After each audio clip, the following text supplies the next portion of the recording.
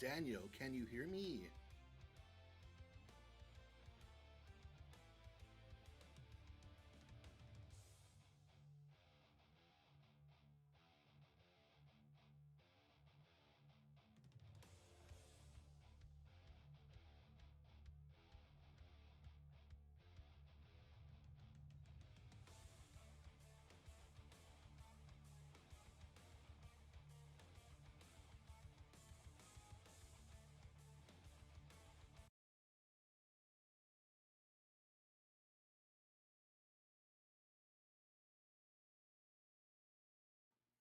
I am coming off mute. Can you hear me at all?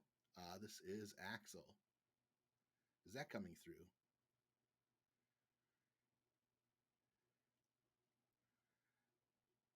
I'm very low. All right, let's see if I can change that. Man, let's bump this up. Boom, boom, boom. Hello, can you hear me? Can you hear me? Is that getting louder? Um, da da da da da. It's the one and only A Axel Raven. I don't know. That's better. Okay. It might be even a little getting to that yellow spot. Let me see if. Okay, cool. Maybe this is where we need to go. I'm gonna hit my audio, the music again, and I'm gonna turn that up. We're gonna check that out. See if you can hear that at all.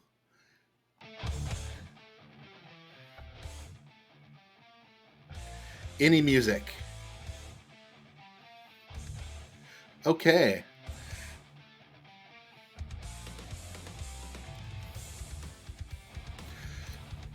Well, that is enough of music. We're just gonna go ahead and we're gonna start with right here. Hey, thanks for hanging out with us.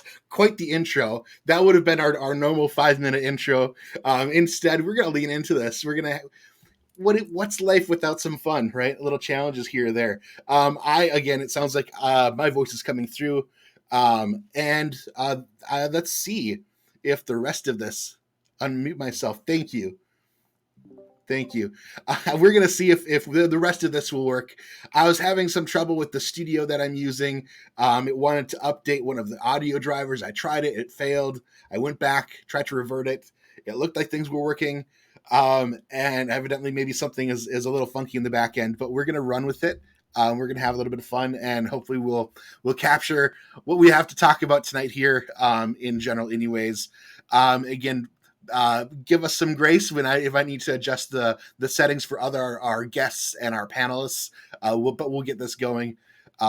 So, anyways, let's see. So, yes, okay.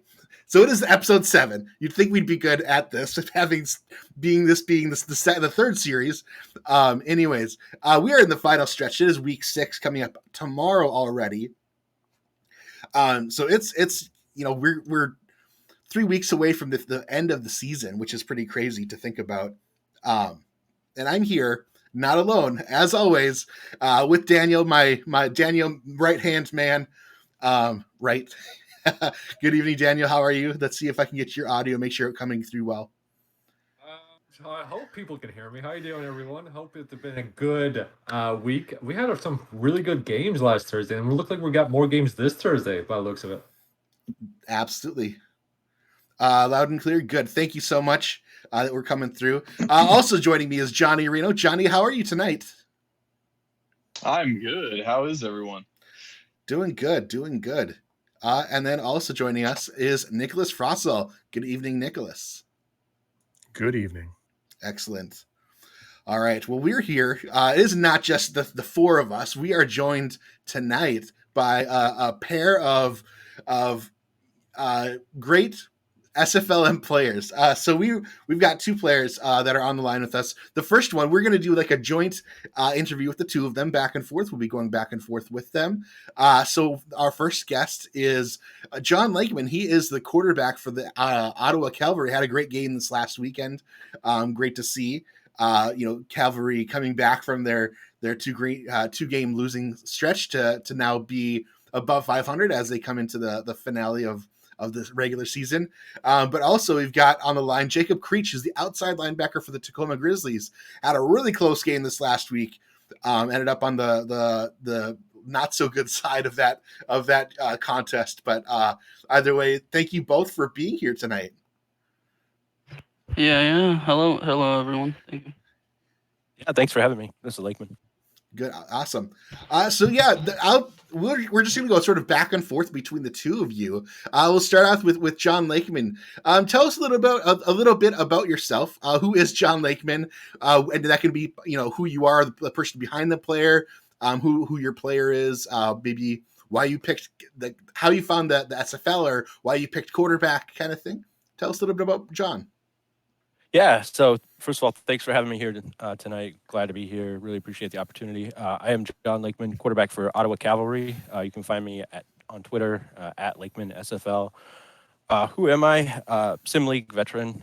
Played a number of years baseball sim as a player, general manager, and as a manager. Took a couple years off when I became a father.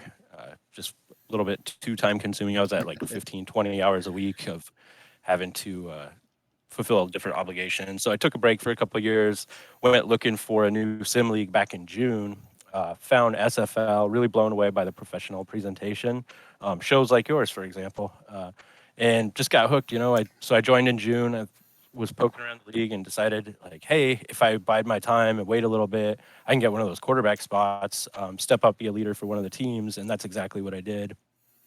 That's awesome to hear. Yeah, I mean, that's pretty smart, instead of jumping in like maybe week 6, week 7 or something like that towards the end, but maybe. And you're not the only person to do that. So it's great to see players, come in and again, like you said, bide your time and sort of wait for that perfect spot. Last season, Ronnie Shanahan was similarly, he joined, was free safety for like 2 weeks and was like, actually, no, I'm going to wait. I'm going to get that next wide receiver spot that comes open. So he was able to jump on that. So it's nice to see, people leaning into the positions that they're really excited about. I'll move over to Jacob. Tell us a little about who Jacob Creech is. What type of background, coming in, how you found the league, and who you are. Hello, everyone. Thank you for the opportunity. I'm a local truck driver in real life, and the way I found the league, I've seen some clips on YouTube here and there a few months ago. Then about a week before I joined, one of the games popped up on my YouTube page, so I watched it. And I heard the commentary say where to sign up and how to play and all that. Then I signed up, joined. It's been a blast ever since. Very cool. That's Eh. exciting to, I came across it and was like, what the heck is this? So I went directly to the website, and assumed that maybe there'd be maybe 6 or 8 teams, but no, there was like 24 teams in there playing. And it was an amazing experience. That broadcast really is top notch. Definitely. So Jacob, while we've got you here, tell us a little bit about what your journey's been like. Have there been any sort of favorite moments for you so far? Whether that's before the season started or you during the season itself. My favorite moments are being with the team and our team chemistry and the way we act in the locker room. Favorite moments again, our first win of the season. That was great. After starting 0-2 and then getting the win against Ottawa, that was fun because we were underdogs in that game. Yep.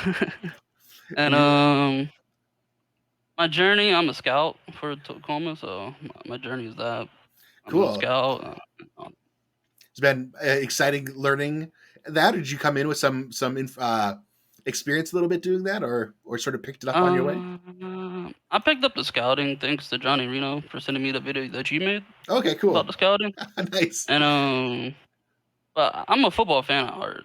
My favorite team is New England Patriots. So. Okay, you're in good company with Daniel there and Nicholas. He's gonna fit right in. Cool.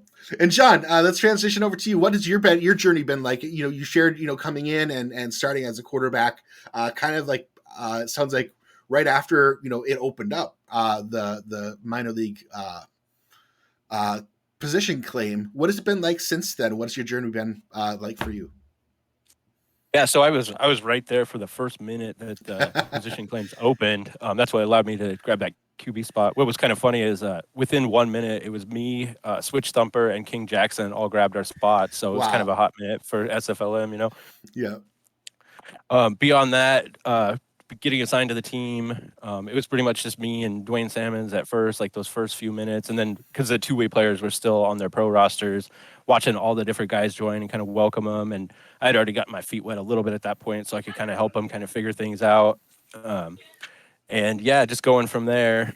Favorite moments so far probably got to be making that TJ Harper's flex squad. That was kind of a fun deal, seeing that come out and see myself on there.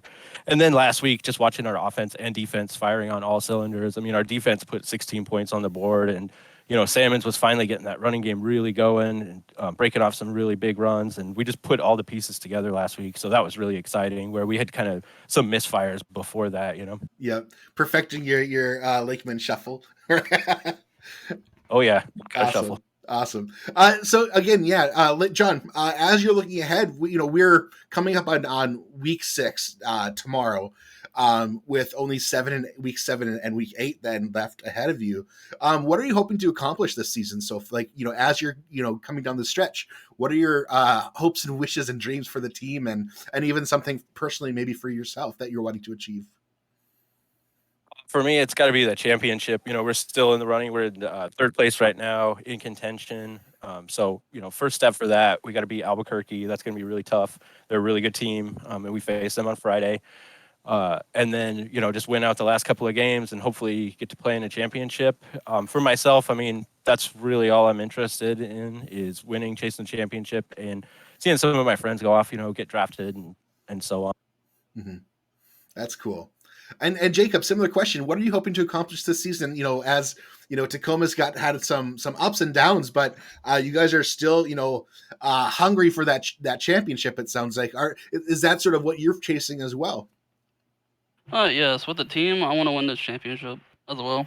And the personal goal, I want to stay in the top 5 in tackles and stay in the leader of all linebackers in tackles. Cool. Yeah, I mean, I know you've been out there hitting people.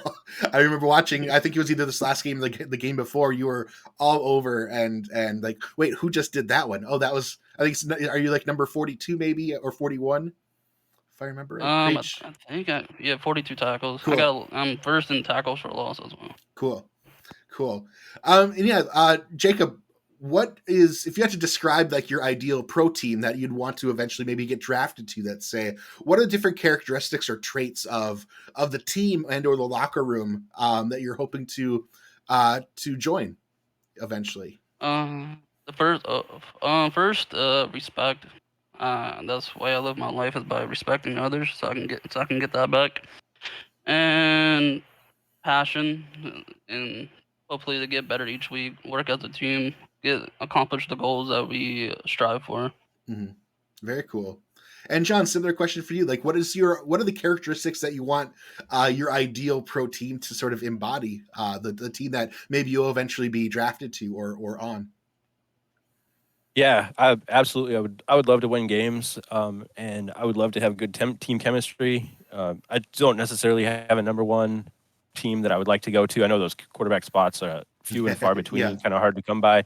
And I knew that when I signed up for the role as well, looking at everything, like, this could take a couple of seasons, and, I'm willing to do that just to keep improving and go from there. But yeah, I'd love to win some games, good team chemistry. I'd love to get along with my teammates like I do in Ottawa. I'd love to carry that on.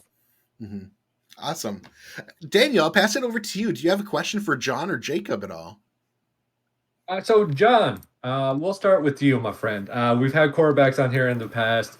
Usually I don't ask too big a question. I want you guys to promote yourselves because quarterback is such a hard position, especially in the draft with how teams line up. But this season, it looks like we need 3 or 4, looks like, for the pros. So, Mr. Lakeman, please take the floor and tell them why they should draft you. Yeah, absolutely. Well, I'm a sim league veteran. I have management and general management experience. Actually, the baseball sim that I came from, 2-time general manager of the year. Don't like to toot my own horn, but hold a gun to my head, and I will tell you that 7-time All-Star in baseball there. And then look at the stats for my player. I have a good, efficient build, spending my points wisely, leading the SFLm right now, quarterback rating, touchdown to interception ratio, and completion percentage. I'm sitting at 75% for that. So, I put all the pieces together, and I will do it in the pros as well. It just may take some time. Excellent response.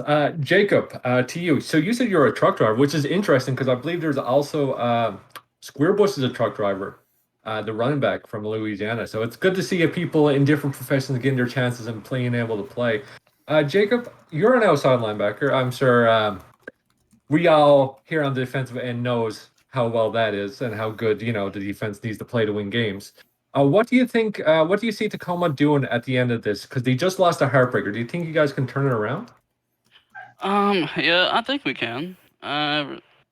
It all comes down to if we don't give up these little third downs we've been giving up, and yeah, that's one of our main things, giving up big third downs.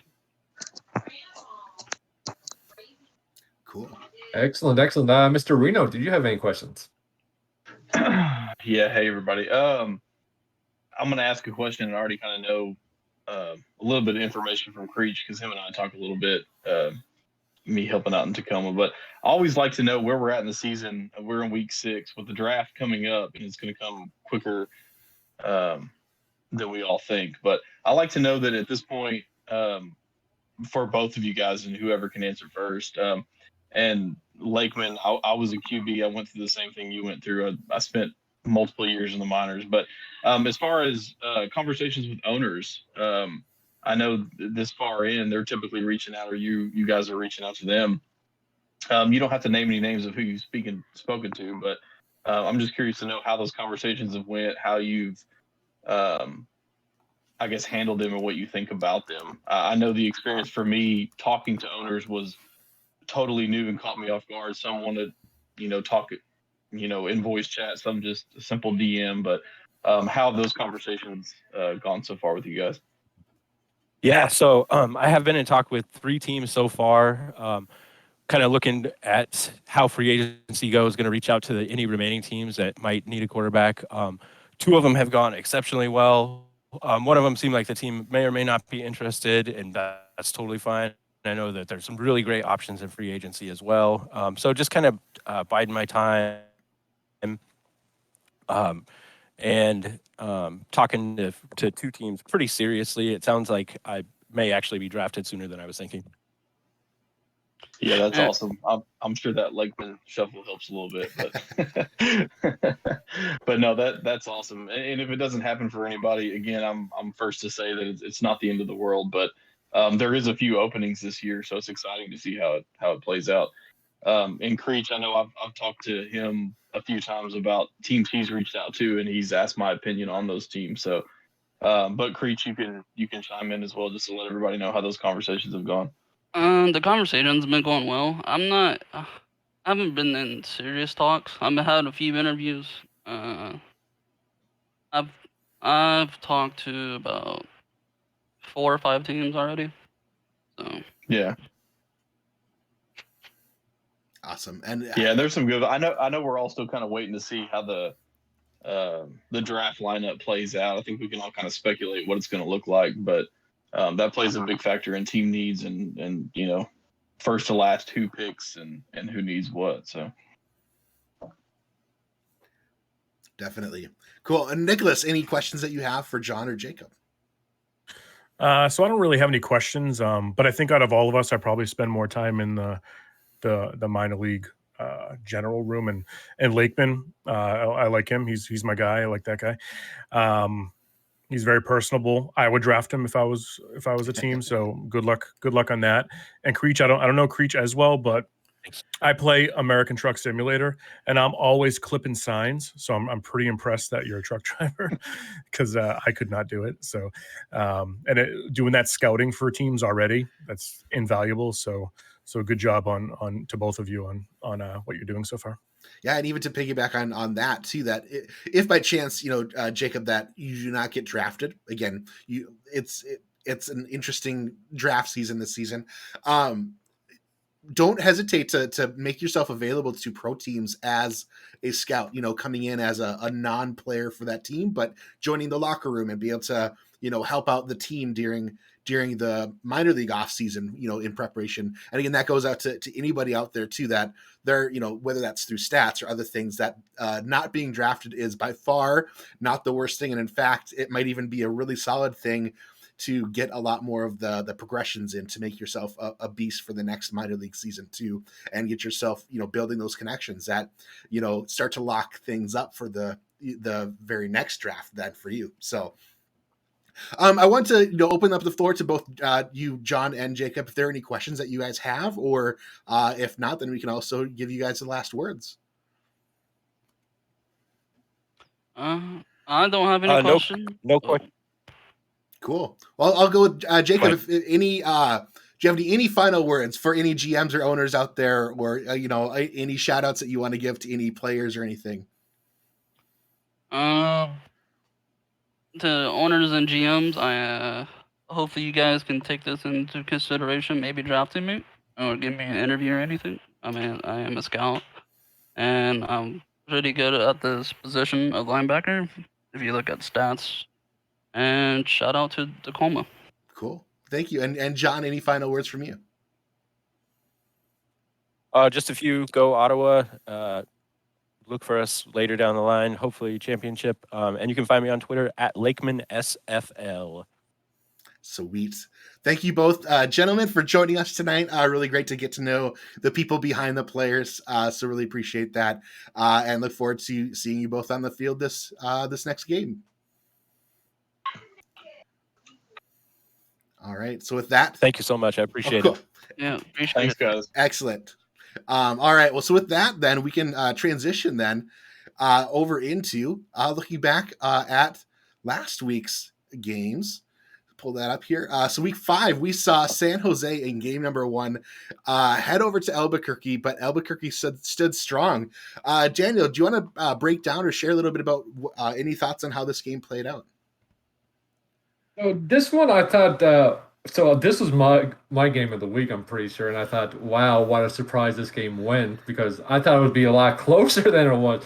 But Albuquerque, man, they're starting to rev it up. I think this is the same way that they did last season. They started off slow, and now they started picking up the pace, and now they're just one of the dominant forces, it feels like, on the offensive and defensive side. Yeah, it was interesting. It seemed like they almost as if they knew San Jose's game plan coming into it and seemed to play it perfectly in some, especially on Albuquerque's defense stifling San Jose's offense. I think, the Flight's defense handled, Albuquerque okay. I think they kept them in the game as much as they could, but the offense was not able to do much of anything. Johnny, were you able to catch this game? I was able to skim through it. Mm-hmm. Statistically speaking, I guess when you look at it, it looked okay. I mean, San Jose had 241 passing yards, but I think the biggest difference for me was Josh Slapp had 160 yards and 3 touchdowns. So it looked to me like their running game kind of dominated. Again, I just skimmed through it. I didn't get to watch the whole thing, but sure. It definitely surprised me. I mean, I kind of thought San Jose would put up a bigger fight, but yeah, Albuquerque looked pretty good. Yeah, it's like the Adams slapped San Jose in the face. He did. Right. He did seem to have a really solid game out there. Nicholas, were you able to hear any thoughts on this game at all for you? Yeah, I mean, I was kind of leaning. I mean, obviously I'm on San Jose, but I was kind of leaning where I felt like the Adams were a little bit more of a complete team. I thought we struggled a lot with run defense, so that might be something we want to focus on going forward, because they had Ty back there, but the star was Slapp, which is genius. You would think they're going to be throwing the ball everywhere, but they were utilizing the running back, which maybe threw us off, and we just couldn't handle it. So I thought it would be a closer game. I did slightly give the edge to the Adams, but I thought we were going to kind of make a run for it, and it's a little disappointing, but you just got to keep working. Mm-hmm. And I feel like you mentioned this last week as well, or someone did, that with like there might be new coaching doing like stepping into a more vacancy caused by individuals becoming owners, I believe. So again, so there's sort of new coaching cutting their teeth a little bit more in so the game planning might have even just been a little bit different than what it had been, in the first, 4 games or something. But I agree. I think, the flight seemed like they had some opportunities. They did not look terrible, but they just could not get things going and things. So then game Yeah. 2. Oh, Actually, can I just bring up Yeah. one thing? I just want to give some shout outs. Just because I watched this game the most, obviously. So Diamond on our side, he was all over the place. I think he had 14 tackles. And then TJ Assassin and I think Melt Gibson combined for 3.5 sacks. TJ Assassin is brand new. Yeah. And he was He was assassinating he was people. melting our line. Yeah. He did. He had 2.5 sacks himself as a brand new player. So that's outstanding. Yeah. So that was 2 impressive stats that I saw. And if I remember right, Assassin is maybe the cousin of Tacoma's quarterback Jackson. If I was connecting dots in the general SFLm Gen chat and things. So yeah, game 2 we saw Tacoma at Madison. Johnny, I'll go to you since you might have a little bit more inside info. How did this game play out, perhaps? Yeah, honestly, I don't want to talk about it, but no. I feel like that's a response most of us are going to have. No, it was a good game. To me, it felt back and forth the entire game. Tacoma was given the opportunity at the very end, within the last 3 or 4 minutes, to make a drive and put it away. They didn't, and yeah, they gave it up, lost a field goal at the very end. So it was a heartbreaker. I mean, the locker room took it tough. I feel like it's been kind of quiet in the locker room since that game. But overall, you can't really be mad at anything that, Tacoma did. It was just a battle back and forth, and it came down to the very last drive and ended up in Madison's favor. Daniel, anything to add about this game? Yeah, bro, from what I saw, it was heartbreaking, of course. It looked like Tacoma was actually doing fairly well the entire game. They had the lead for the most part, going right into it. They were battling back and keeping the lead throughout the game, and I thought that was actually a good show for Tacoma, who actually struggled with scoring and struggling with keeping a pace with the opponents, right? They usually came back at the end to win games. So the fact that they had a lead and kept with Madison, who we know is a good team, we saw how good their offense is. I think this is a positive sign. I know it's heartbreaking. I know it sucks. People are going to say that should have been our game. They'll look back and think about that. But this is a positive side, I think. They played really well, and I think they still have a great shot to make playoffs. Mm-hmm. Absolutely. And Nicholas, anything from your perspective that you'd like to add about this game? I kind of echo Daniel, where I thought Tacoma stayed in the game, which I thought was very that actually was a positive for them because it was so close. Their defense did pretty well, even though, I mean, Thumper and Haynes was going crazy. Haynes, he's a tight end, right? Because he's a tight end. I don't. You wouldn't think so, but yeah, I want DJ. I want us to get DJ to Bandit to do the same thing as Haynes does, so maybe we can get that working out. But yeah, the Thumper Haynes combo is insane. So for them to have the game so close, it was pretty impressive. I know I'd agree to that. Madison in general, historically, looking at their stats and things, they put up a fair amount of points per game, and to see Tacoma both even taking the league and keeping that edge through most of it was impressive. So that's awesome. Game number 3, we saw Lexington coming into Ottawa and took on the Cavalry. This is the one I watched the most because I was excited to see sort of how this game might play out. And really, Lexington could not get it going. Daniel, tell us a little bit more about this one. Man, I really wish Cherry was here to talk about it because we were talking about his offense like last week, how it was struggling in certain parts. Yes, he found a solution. But this game, Ottawa just had the number. They just knew what to do. And it was actually interesting to see because everybody thought, so last week on the panel, we had 3 different game of the weeks, right? And look at how 2 of them turned out. They weren't as close as we thought we were. But, I mean, Ottawa, man, this is a good team. And I thought they were actually going to start slipping at this point in the streak. The two-way players, they don't progress anymore. A lot of the new players on other teams are going to start climbing over them. But this was a good win for Ottawa, I have to say. Yeah, Robert in the chat says the solution to that was more defense, and ultimately there were 2 pick sixes in that game for Ottawa.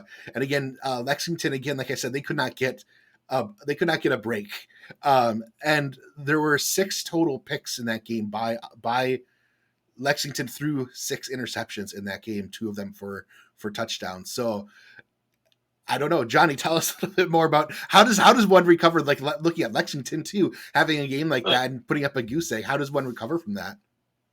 Right. I mean, I was actually going to mention that there was 6 turnovers. I mean, Ottawa's defense was just dominating. Offensively, it's not like, I mean, they were very methodical on offense.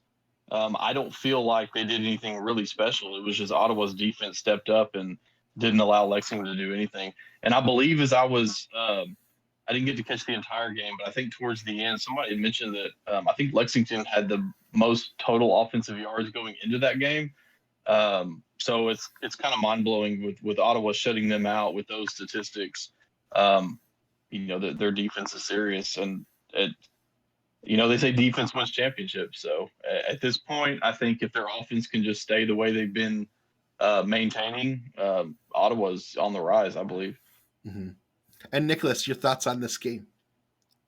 Yeah, I thought it was scary that Ottawa did this defensively. I mean, Rowe had 3 sacks. They had the 2 pick sixes. So it was. I looked at the stats afterwards and I was like, how did they score 36 points? So it felt like it might have been a closer game than it was. But yeah, I mean, if Ottawa can keep improving and Lakeman's a great quarterback and their defense is that good, I mean, I'd be scared to face them again. So, and if they start hitting things and developing on the offense, imagine what type of powerhouse, especially this late in the season. Yeah, again, if I remember right, I went back and I'm looking at the Ottawa Cavalry roster. I remember hearing Towers, their CB1, his name calling super often. I think Matt Ryan had, a solid game. Wallace in the backfield. That defensive backs really came to play. Well, Chad Moore seemed to have no answer for that, for overcoming what he was suffering out there on Lexington's side. So. And then finally, we talked about this, could game 4 be the opportunity for Annapolis to get their first win? And they sure enough do. Game 4, we saw Lincoln coming into heading east to Annapolis, with Annapolis taking the win there. Nicholas, do you want to give a little breakdown of how this game played out in your perspective? Yeah, I was surprised with how well Annapolis played. I mean, I kind of picked them to kind of have a resurgence because they barely have any two-way players. So they're just stacking up attributes every game. So if they don't, same thing with Lincoln, if they don't fall behind too much and miss the playoffs, these two could be dangerous in the playoffs. But yeah, I thought it was a very, very good game. I think Annapolis they're facing us. No. Well, they're facing us in the next 2 weeks. I think the week after, but both of them, I think, are facing us in the next 2 weeks. That'll be a good test for them because I feel like San Jose is a pretty decent team. So if they can stand up in the next coming weeks, that's going to say a lot more, because it's hard to tell if this is an illusion just because they're both kind of at the bottom. But it might not be an illusion because, like I said, they're just stacking up attributes every game where a lot of other teams aren't to that capacity. Mm-hmm. And Johnny, from your perspective, anything to note for this game? Gene Struthers had, I believe, 395 yards and 4 touchdowns. So spectacular performance from a quarterback. It looked to me like it was just all offense, and he dominated. So, that was the main takeaway that I had from it. They couldn't shut him down. He is one of I guess this is his second season, so he's probably on the quarterback list, progressed a little more than some. So it showed out to me this week. I think it's 2.5. I think he came in halfway through season 3. So then 4 and 5. He might even be a 3.5. I'm not sure. But this is the Annapolis that we sort of expected to come out, early on, and they just have been struggling. But it's nice to see sort of them starting to form their identity maybe now and seeing what works. Yeah, I mean, you're so used to hearing Square Bush in Annapolis. Yeah. It's nice to see Gene Struthers get his moment to shine. Exactly. And Daniel, any thoughts on this game? So, a fun fact: Gene Struthers came in for the Birmingham Fuel in our season to get their first win and only win for the season. So he's been here for a while. Yeah. He only had 6 drops, by the way, 6 missed passes this entire game. So 32 for 38, pretty good. No interceptions. I'll give Lincoln some love on the offensive side, too. They played pretty well overall. Especially Logan Lee had 166 yards on 24 carries. Pretty good. What we expect from him. I'm still hoping for more from Kenny Slider, even though he was 16 for 25 for 150, 2 touchdowns, no picks. I'm expecting more yards out of him. I'm expecting more deeper throws from him because he is, I believe, gold at this point with all the animations he got, or close to it, maybe still silver. But he should be at the level now where he should be throwing those line bombs, and I think that's what the Lincoln offense is really missing. Yeah, so this next slide, and we'll talk through this a little bit. But in preparing this next slide, it was interesting to see that Lincoln, has a pretty high level of scoring per game. They're able to get in the 20s is one of their averages, I believe. It's just they give up so many points on defense that they just can't seem to come out the victor on those games. But that brings up so that wraps up our 4 games for last week, which then taking sort of a look back at the season so far, the records where we're at for the teams, where the different teams rank in pass offense, rush offense, pass defense, rush defense, and then also the turnovers and takeaways and that differential to sort of see how these teams are filtering out across that. And, we were just talking about Lincoln, being 6th in passing, but in 3rd in rushing. So they're not doing too bad, but their pass D is giving up a lot of points in a lot of yardage out there. And again, looking at this, you can sort of see with Albuquerque and Ottawa towards the top, looking at their takeaway turnover and takeaway differential is just staggering compared to those that are sitting more at the bottom. Daniel, any thoughts on any information or insights or things that you notice here that are interesting to you? I guess the big interest part is Ottawa. Look at them being 8th and 7th on offense completely, but still currently in a playoff spot. That just shows how good their defense is really doing right now to give themselves a chance. And that turnover thing is outstanding. Yeah, even though their PASO is maybe ranked 8th, and again, these rankings are based on yard production, right? How many yards per game you can get was what I rated these as. But they're really consistently efficient. They don't give away the ball at all. Like two interceptions in 5 games is very low. Especially in the minor leagues. Looking at some of these, again, Lexington's with 6 turnovers just last game really put them behind that 8 ball as well. But you're looking at it, looking at the number 1 offenses and defenses are in that top 3 series right there. And I have highlighted the number 2s as well are sort of in that middle pack. And again, there's not much difference between 1 and 2 or 1 and even 5. And so some of these, depending on how some of these games go, could be flipping a little bit. So it'll be sort of, and as we start to look at some of the matchups for this week, we could come back here if you're interested to find out, looking at, let's see, Ottawa and Albuquerque are facing. So looking at that, how are they going to stack up, right? Is this where Ottawa maybe throws a lot more against the Albuquerque's 7th ranked pass D or something? So, Johnny, any thoughts or any insights, anything that surprises you with this right now? Yeah, I think personally, when you look at these statistics, it's interesting. I mean, Ottawa's defense, obviously, just with last game I'd spoken about, it's plain and clear where they're at. But then you look at Lexington at 2 and 3. They have the number 2 pass offense, number 5 rush offense, and the number 2 defense in the entire league, and they're 2 and 3. So, from my experience, historically speaking, you can be 4 and 4 in the minors, and you're fighting for a playoff spot. So at this point, you really can't rule anybody out because Lexington looks tough. I mean, their turnover differential is awful, but they're still, high on the offensive side. So, I would just say pay attention to the middle of the pack because any of those can flip it and win out, and you got an exciting run towards the end.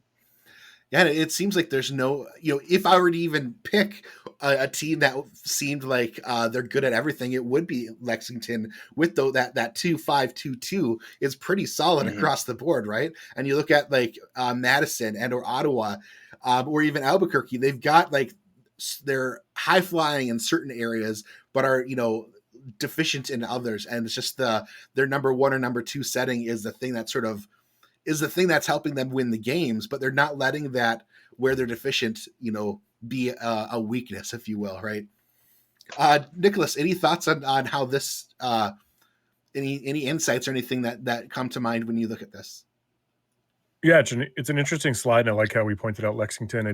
They're almost like a dark horse because if they could limit mistakes, because it seems like they're making one-off mistakes and that's causing them to lose just by the graph. So if they could limit mistakes, they could kind of surge up the charts and be a top contender. So it's an interesting graph because I wouldn't have thought that without seeing this chart. So it's kind of handy. And knowing that 6 of those turnovers came in one game means that maybe they're going to play really good the next 3, right? So that could even be an inflated figure, right? Just due to this last game of theirs, where they would be a -3, differential overall, would isn't terrible. Having 8 turnovers in 5 games isn't terrible.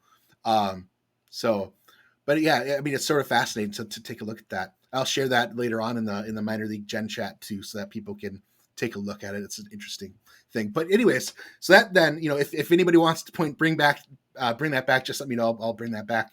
But let's take a look then at the first game of this next series, Game 6.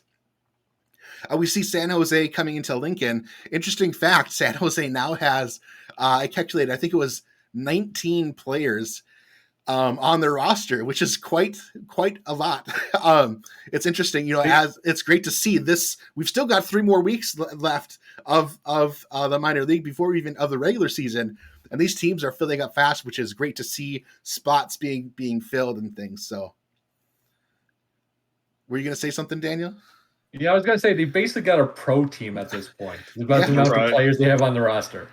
Yeah, 23 is the number for the pro teams right now, and they are 4 shy. So, which is pretty crazy. You give them another tight end or a couple wide receivers, and you have a pro team that could go out there and compete against the other pro teams.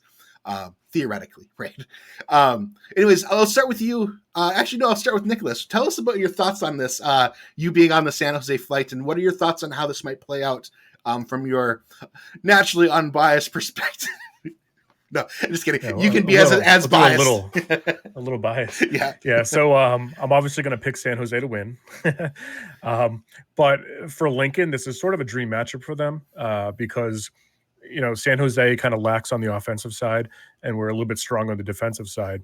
And the Lincoln's kind of like the polar opposite. So if they're going to take advantage of that and use their offense, use their defense, it's kind of like a good matchup for them because, it depends. I guess I think it's going to come down to how well Bacon can get through the line.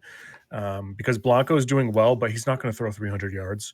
I mean, he could, but I don't think he's going to throw 300 yards. So if Jay-Z Bacon can get rolling, then I think San Jose can kind of run away with it. But if Lincoln's going to kind of creep themselves out of the basement, this is actually probably a good matchup for them. And Johnny, any thoughts on how you think this game might play out?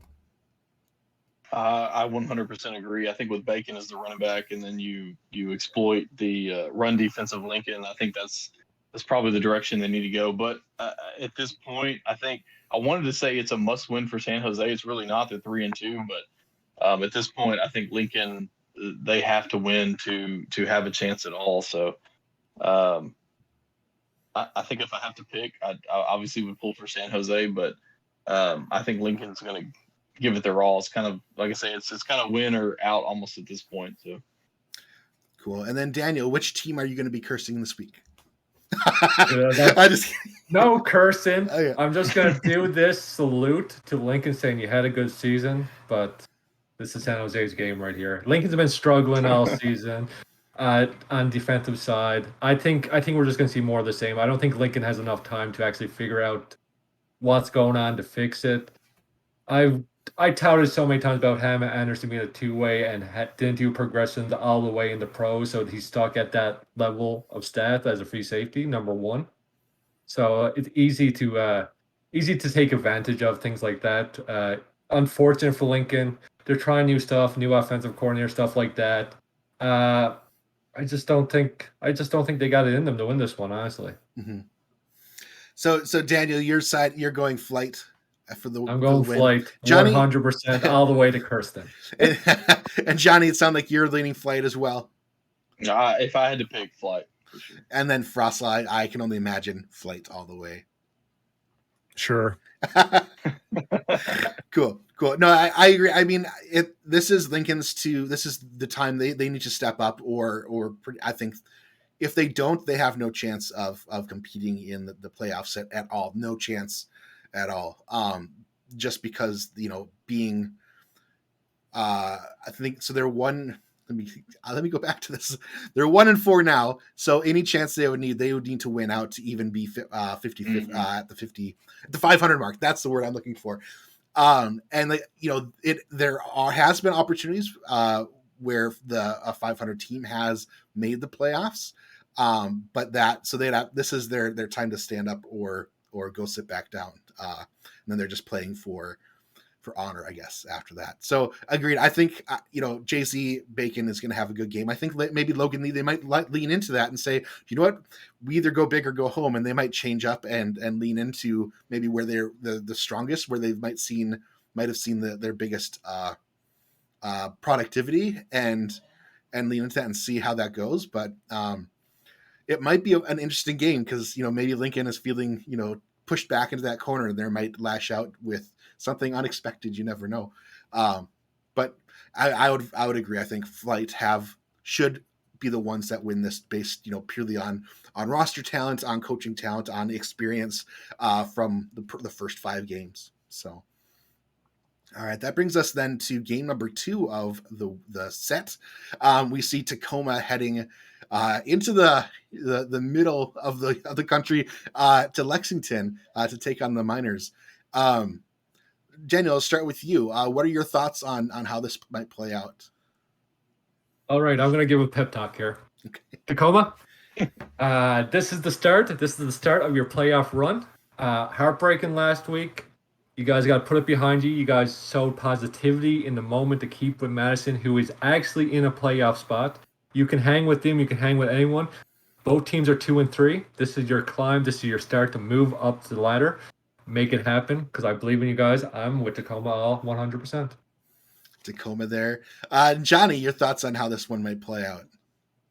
Yeah, two and 3 teams going at it in the middle of the pack. Like I said, this is the time to flip it and make a playoff run. I normally would feel pretty good about Tacoma, but looking at your little chart with what Lexington has going on, it might be a little more of a battle than what I would have expected. But I personally, I hate to say it, but I see the work going on in Tacoma. There's some pro coaches that join, and I see what they have going on. So, like I say, this is the week to get back to 500. I think Tacoma pulls it out. So cool. And Nicholas, your thoughts on this game? I think I'm going to be a contrarian here, and I'm going to go with Lexington because we just talked about them being a dark horse. Tacoma has been playing a lot better the last couple games, but Lexington just had a game with was it 6 turnovers, you said? So if they can just yin and yang that and turn it into a mistake-free game, they could pull out the win. So I'm going to go with the dark horse of Lexington. Cool. So we've got 2 Tacomas and 1 Lexington. Awesome. All right, that brings up then our third game. Who would have guessed that Tacoma alumni picked Tacoma, right? All right, Axel, who do you have? Who do I have? Who do you pick? This one. So I was going to say the next game that we're going to talk about, the Albuquerque-Ottawa game, might be the game of the week or might be seen as the game of the week. I kind of think this might be the dark horse game of the week. 2 teams that have a lot going for them, have had a little bit of a roller coaster season so far, some ups, some high highs, some low lows. This might be a fun one to watch, and it might even be a tale of 2 quarters. One team might come out swinging and then, be huffing and puffing in the second half. I'm not sure. I try not to let my bias come in. I being a Tacoma alum, it's hard to vote against them. But I do see that the Lexington does have a lot of great stuff going for them. So I think for me, it's too close to call. And that's just sort of playing it the unbiased safe bet right now. So Oh. All right. Well, I'm going contrarian. Then I think Miners might have it. I think they could. If they play the games that they've played in weeks 1 through 4, more so than this last one, they fixed the leaks that they had on offensive passing this last game. They could do pretty well. And yeah, like Tacoma's had some ups and downs, and right now there's kind of struggling just to sort of keep up or just have that edge. But if they don't have that edge, if they miss one opportunity, they might find themselves trailing and not have the power to overcome. So that's my again, take it with a grain of salt, just a thought gut check right now. So Axel, can I ask a question? sure. So Cherry made a possibly good point where he said Lexington's weakness has been revealed. I don't know if I watched that game specifically. What were the 6 turnovers? Was there like a specific thing they were doing? I did not notice anything. I don't remember. I wasn't analyzing the game per se, but I that was one that I did watch live. It didn't seem anything from a tipped ball to trying to go deep. And again, once you start, especially being 0 and whatever number, especially as you get into teens and 20s, your game flips. And so they were trying to pass, playing different 50XA posts and things, which are kind of, those deep plays were coming out because they were so far behind. And those were some that the Ottawa defense had up their defensive play to counter that, and they could see it sort of coming. And that did result in either some pass deflections or some interceptions, specifically later in the game. There might have been a couple more different things early on in the game that wasn't caused by that. But again, those are things that maybe they change up and they don't go 50XA post, they go double cross, or they do 90 all slants or some other thing to fix, again, to address those couple of problematic plays and really change how they might play Tacoma, so that's the strategy coming in, right? Are they going to switch things? Are they going to play the same thing? Or assuming that we're going to switch and address something and theoretically, it's the Princess Bride where like, you only thought I'm only getting started, and swapping back and forth the cups. It's, what do you do? And so ultimately you just have to sort of make a educated guess or decision, go with your gut or something. Do you play what's in front of you, or do you play the hypothetical game? So I think that could make this game a little bit more of a fun game to watch too, to see who has the game plan to win. So yeah. All right. So yeah, I'll give it to the Miners myself. So game 3, we see Albuquerque, who is really balling out at the moment against Ottawa, who had a great game this last game. Both of them are strong contenders for hitting the playoffs. One of these teams is walking away with a loss, sad to say, as great as both of these teams are. Daniel, do you have any thoughts, or what's your perspective on how this game might play out? We just saw how the Adams did, and Ottawa's defense is good. But, I mean, they got Josh Lapp going, they got Ty going, they got all the weapons on offense going. But I'm going to speak like I'm Cherry for a moment because he's in chat. And we're gonna try and motivate Ottawa here to try and get a win. So I've been doing a lot of sims, especially right now. I'm doing a sim right now. Our playbook, we're gonna do it last second. I'm gonna put it in as soon as I can at the very last minute, make sure that everything goes in perfectly. They're tough teams, they're a good team, but I think we can pull it out. I'm still simming right now, and whoa, we just got an interception. Look at that. Cool. And Johnny, your thoughts on how this might play out? So looking at stats, I have 2 stats that are actually kind of mind blowing to me. So far now, again, this is actually just through 5 games. So Ottawa defensively allows 11 points per game. Albuquerque averages offensively 30 points per game. That's crazy to me. So when you talk about offense versus defense, both of those lead the league in both aspects. So I'm really excited to see how it plays out, honestly. The clash of 2 Titans on the field at the same time. I'm curious, what is the rating? And actually, I could go back to our slide. So yeah, the strong defense for for Ottawa versus the strong offense for Albuquerque. If we look at the opposite, again, 8-7 for pass and rush offense for Ottawa versus 7-1. They have the best rushing defense against Ottawa. So again, it might be, whose offense is going to be the one to overcome the defense. It's sort of interesting to see. Yeah. Nicholas, your thoughts on how this one might play out? So to me, the game of the week is the game I want to see the most. And I think this kind of piques my interest because they are the two Titans. John's offense is very efficient. He doesn't make a lot of mistakes.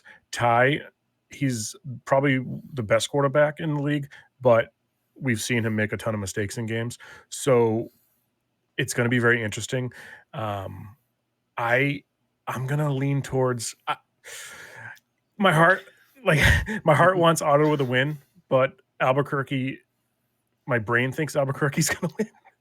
But I'm rooting for Ottawa, and but I think this is the game of the week. Yeah. I feel for you there too, Nicholas. I think Ottawa might come away with it, but this is going to be definitely a fun one to watch.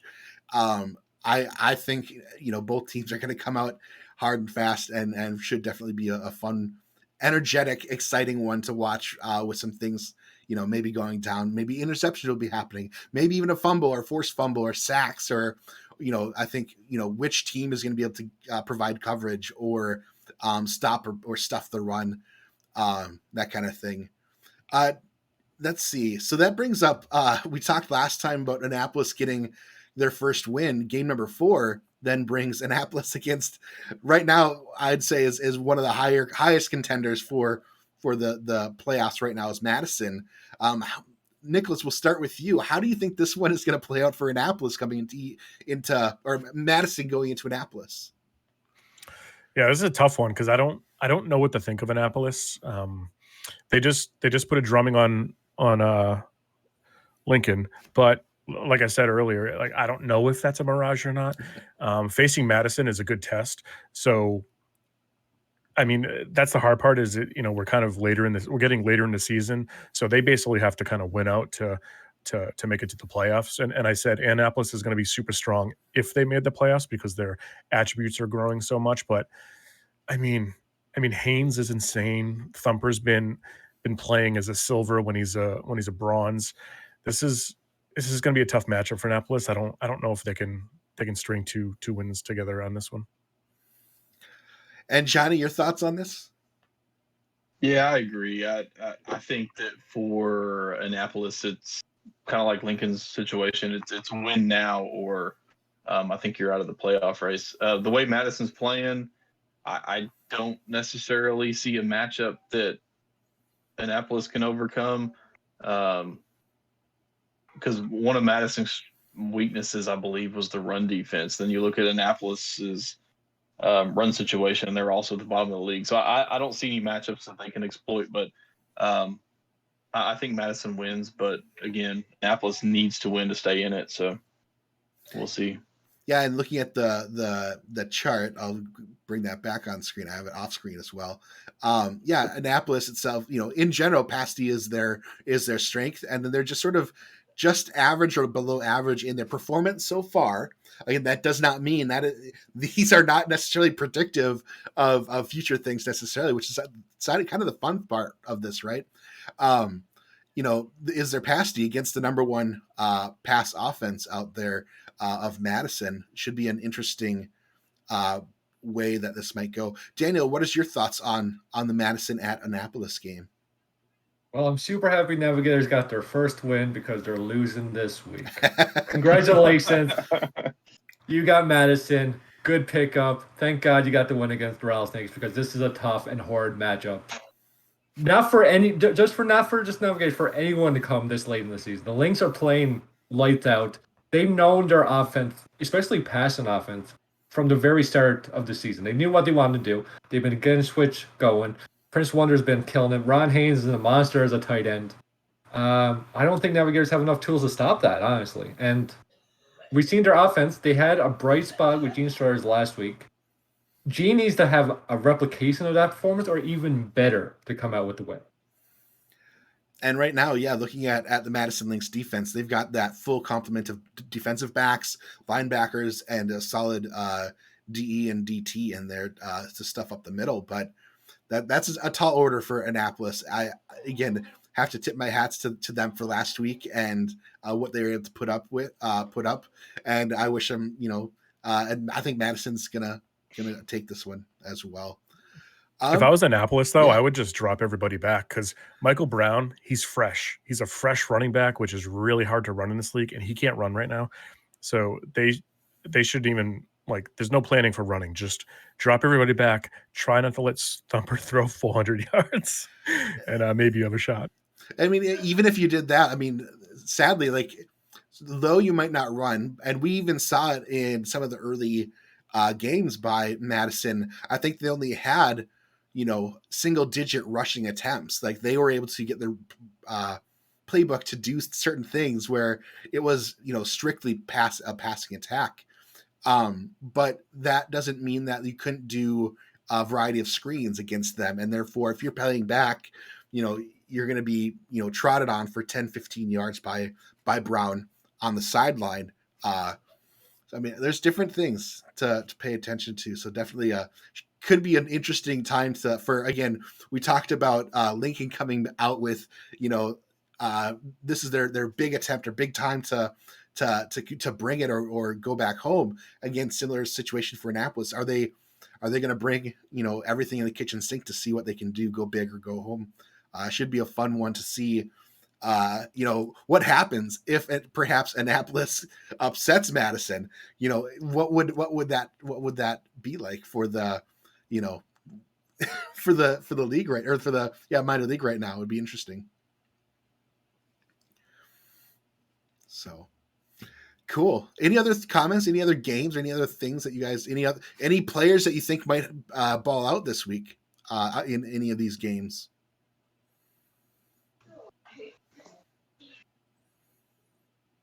I guess I'll go first. I expect Tacoma and JB Elliott, or not, I think it's JB Elliott. Is it JB? Is that his first? JB, yeah. Yeah, there we go.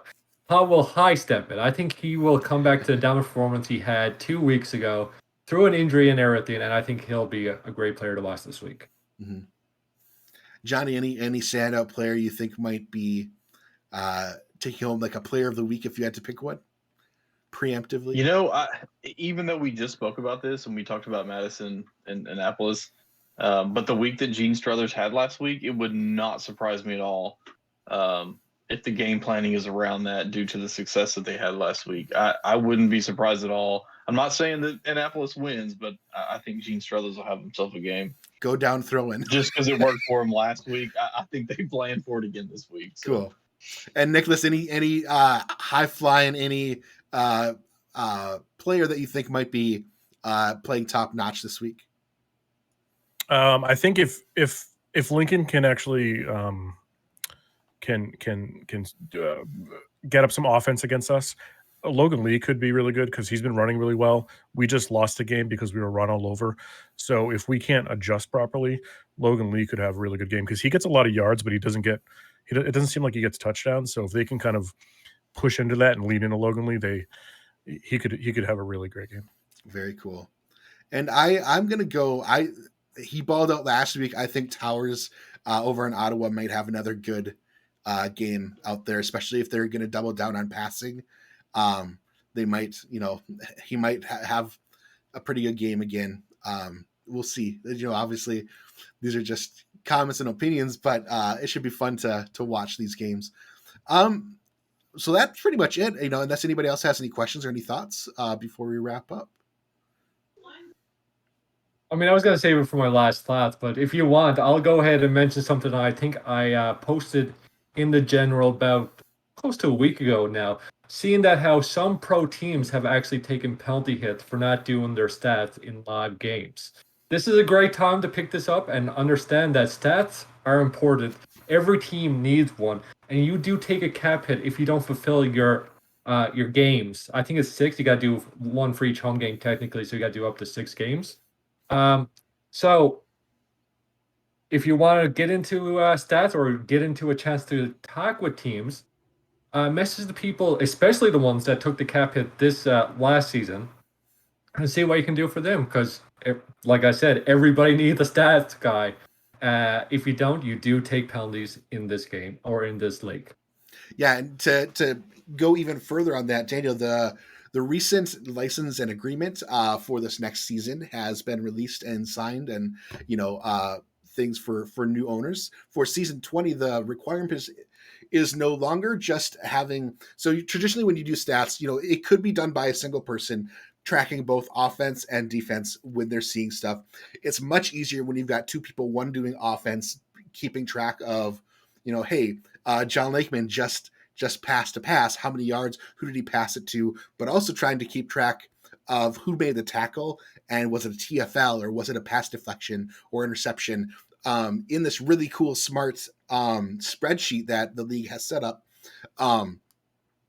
So the new requirement is that either we have one person doing covering both offense or defense, or it's sliced that if you have one person covering offense for your team, that counts as half of that, or you need to do 12 of those. So the requirement is even more, if that makes sense, than it traditionally has. So there's even more hunger for individuals like anybody watching here, whether that's live or not, or if you're a SFLm coach, recommend, hey, you guys should get, reach out to a team, see if you could get part of their locker room to do stats.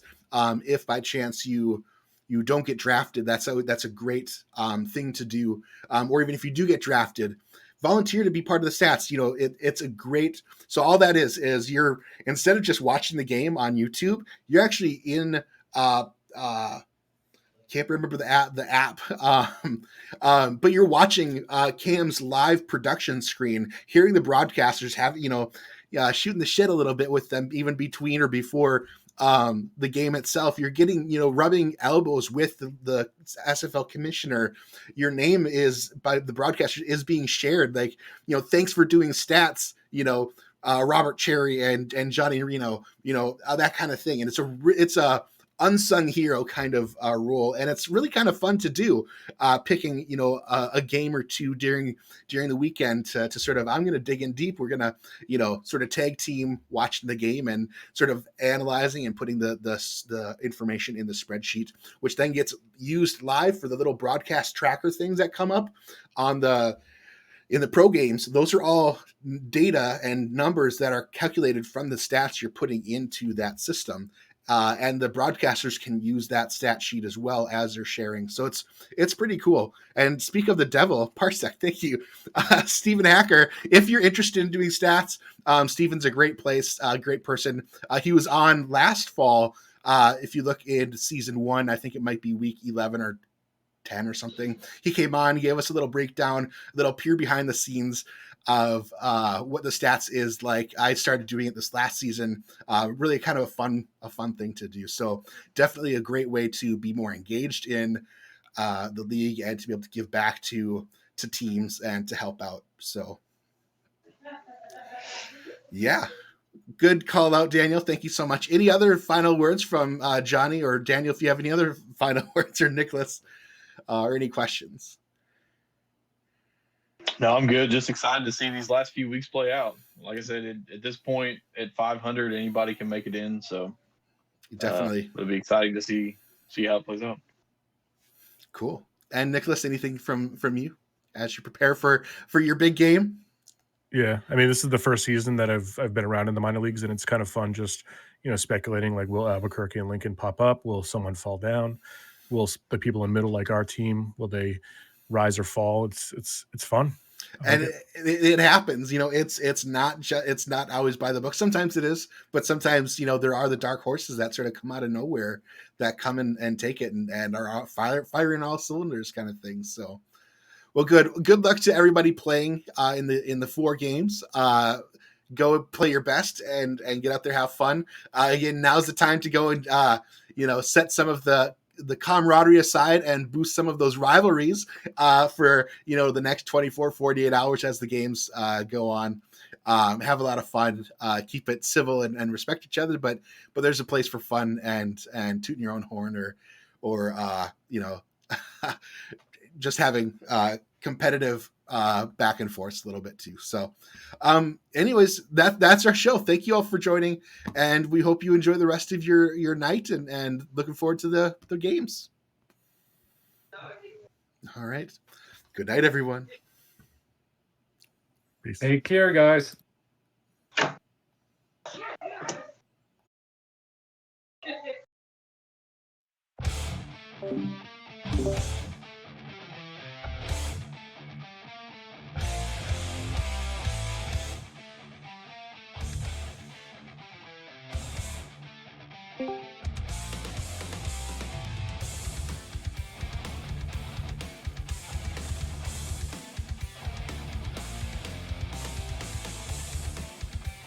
You're too late, Cherry. Yeah, I see that.